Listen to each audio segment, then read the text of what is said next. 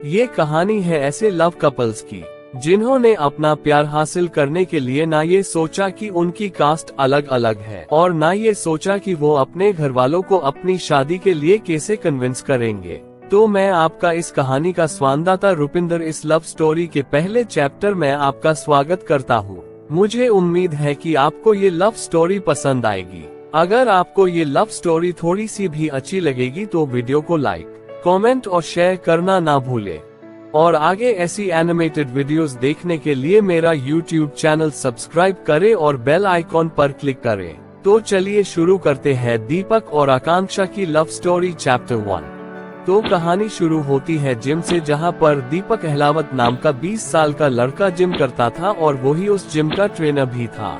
तभी एक दिन आकांक्षा त्यागी नाम की लड़की उनकी जिम में एडमिशन लेने आए और तभी दीपक को आकांक्षा से पहली नजर में प्यार हो गया था। तो उसने अपने जिम पार्टनर से कहा, ब्रो मुझको ना वो जो लड़की काउंटर पर खड़ी है उससे पहली नजर में प्यार हो गया है, बताओ मैं क्या करूं।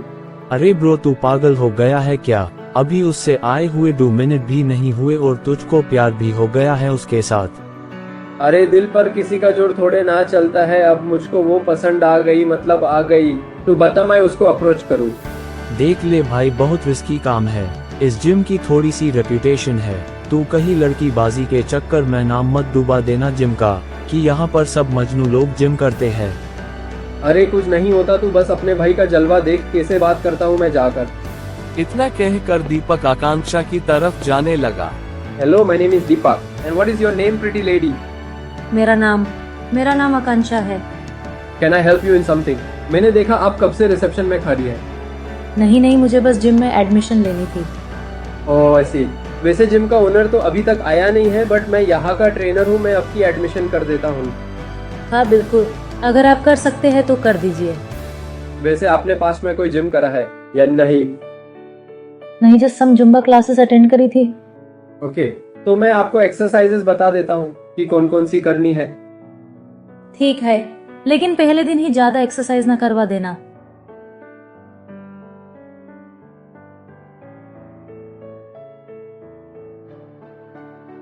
Exercise done. दीपक और बताओ डाइट में क्या खाओ? सप्लीमेंट्स तो लेती नहीं मैं। अरे कोई बात नहीं, अगर तुम्हारे पास प्रोटीन वगैरह नहीं है तो मैं तुम्हारे साथ शेयर कर सकता हूँ। नहीं, इसकी कोई जरूरत नहीं है, तुम मुझे बस डाइट प्लान बता दो, मैं वही फॉलो कर लूंगी। मैं डाइट प्लान ऐसे नहीं बता सकता क्योंकि हमने डाइट का पूरा चार्ट बना रखा है, तो तुम मुझे अपना नंबर दो, मैं वहाँ पर सेंड कर देता हूँ। ठीक है, लिखो। Okay done. देखा मैंने क्या कहा था, फर्स्ट मीटिंग में ही नंबर ले लिया ना उसका। मानता है ना अपने भाई को फिर? हाँ मान गया भाई तुझे। उसी दिन देर रात दीपक आकांक्षा से चैट पर बात करते हुए, अच्छा बताओ तुम्हारा पीजी कहाँ पर है? क्यों, तुम जानकर क्या करोगे कि मैं कहाँ रहती हूँ? वैसे भी हमारी पीजी ओनर बहुत स्ट्रिक्ट है, उनको नहीं पसंद कि उनके घर के बाहर लड़के बाइक्स पर गेड़िया लगाए। अरे तुम गलत समझ रही हो, मैं तुम्हारा एड्रेस गेड़िया लगाने के लिए थोड़े ना पूछ रहा हूँ। दरअसल अगर कहीं तुम जिम आने के लिए लेट हो जाओ तो मैं तुम्हें पिक कर सकता हूँ। नहीं, उसकी कोई नीड नहीं है, मैं अपने आप आ सकती हूँ। देखो मैं अब जो कहने जा रहा हूँ ध्यान से सुनो। मैं तुम्हें बहुत पसंद करता हूँ, मुझे तुम्हें देखते ही प्यार हो गया था, जबकि मैंने जाना ही तुमसे मिलकर है कि प्यार होता क्या है। प्लीज मुझे मना मत करना, एक चांस देकर देखो मुझे। लेकिन हमें मिल हुए अभी एक दिन भी नहीं हुआ और तुमको मुझसे प्यार भी हो गया। इसे प्यार नहीं कहते, ये बस नॉर्मल अट्रैक्शन है तुम्हारी। किसी दिन मुझसे खूबसूरत लड़की जिम ज्वाइन करेगी, तुम्हें उससे भी प्यार हो जाएगा, देखना। नहीं, ऐसा कभी नहीं हो सकता। हमारे जिम में पहले भी बहुत लड़कियां आकर गई, लेकिन किसी के लिए भी मैंने ये फील नहीं करा जो तुम्हारे लिए करा है, तो प्लीज मान जाओ। तुम ना पागल हो गए हो, इतनी जल्दी किसी को प्यार नहीं होता। वैसे मैं एक बात पूछना भूल गई, क्या तुम पंजाबी हो? नहीं, मैं हरियाणवी जाट हूँ। अब तो तुम पक्का ही भूल जाओ कि हमारा कुछ हो सकता है, क्योंकि हम पंडित हैं और तुम जानते हो कि हमारे जहाँ इंटरकास्ट मैरिज नहीं होती। वैसे भी मुझे अब नींद आ रही है, मैं सोने जा रही हूँ। बाय। देर रात तक दीपक से चैट करते हुए आकांक्षा बहुत देरी से सोई। इसकी वजह से वो सुबह भी देरी से उठी, जिसकी वजह से उसका जिम मिस हो गया और वो सीधा फिर ऑफिस के लिए तैयार होने लगी। दूसरी तरफ दीपक का भी मन जिम में नहीं लग रहा था, क्योंकि आज आकांक्षा जिम में नहीं आई थी।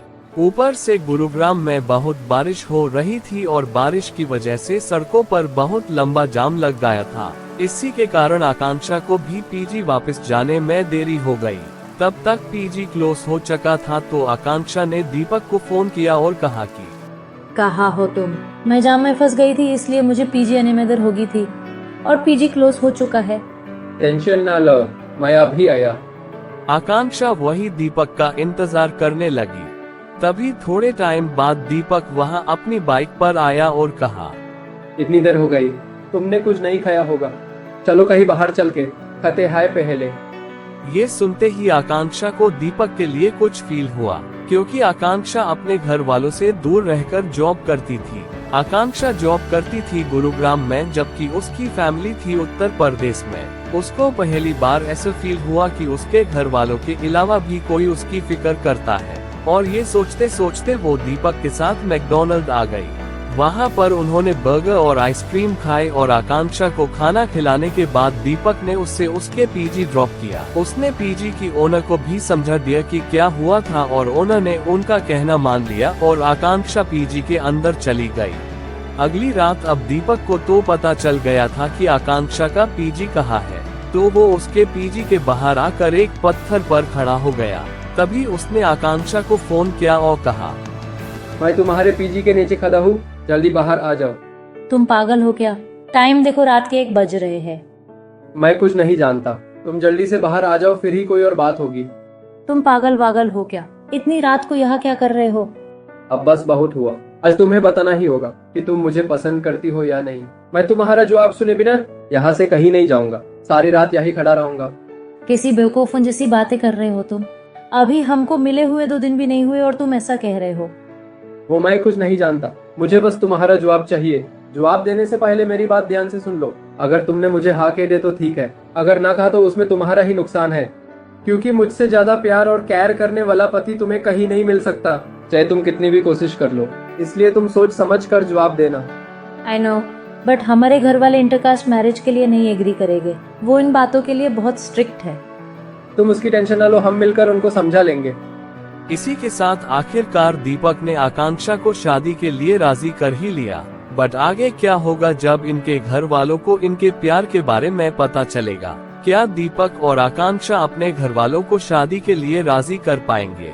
क्या उनकी शादी हो पाएगी? ये सब तो आपको अगले एपिसोड में पता चलेगा। अगला एपिसोड देखने के लिए जल्दी से लाइक एंड कमेंट कर दे और सब्सक्राइब करके बेल आइकॉन प्रेस कर दे, ताकि जब भी मैं एपिसोड 2 अपलोड करूं आपको नोटिफिकेशन आ जाए। तब तक के लिए नमस्ते।